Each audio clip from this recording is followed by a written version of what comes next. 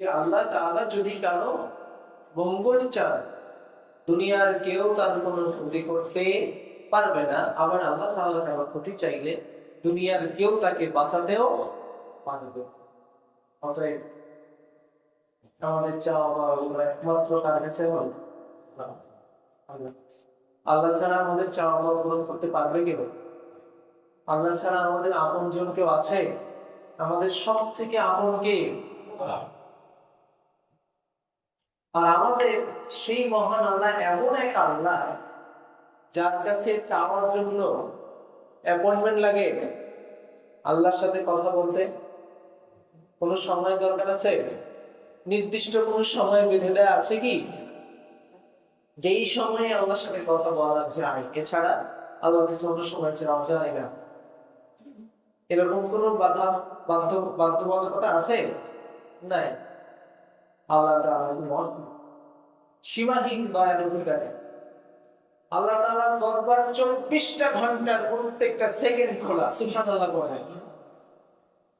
আল্লাহর কাছে চাওয়ার কোনো সময় নেই। আপনি যখন চাইবেন আল্লাহ তাআলা তখন আপনার জন্য প্রস্তুত। সুবহানাল্লাহ বলেন। কারণ আল্লাহ তাআলা কি আমাদের থেকে দূরে? ফাইন্নী করিব, তিনি নিকটে। তো আল্লাহ পাক রব্বুল আলামিনের কাছে আমরা যখন তখন চাইতে পারি, যখন চাইবো তখনই দেওয়ার জন্য তিনি প্রস্তুত। সুবহানাল্লাহ। কারণ আল্লাহ তাআলা তিনি আমাদেরকে কথা দিয়েছেন। সূরা মুমিনের 60 নম্বর আয়াতে আল্লাহ বলেছেন, ওয়াকালা রাব্বুকুম উদউনি আস্তাজিব লাকুম। আল্লাহ তাআলা বলেছেন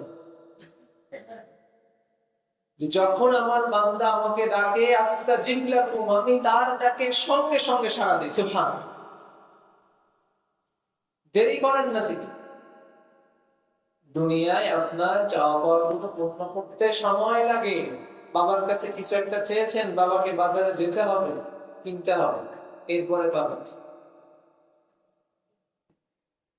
আপনার এলাকার রাস্তা ঠিক করতে হবে, আপনার ইউনিয়ন পরিষদে, উপজেলা পরিষদে দরখাস্ত দিতে হবে, তারা আসবে, দেখবে, বাজারে পাস হবে, এরপরে পাবে।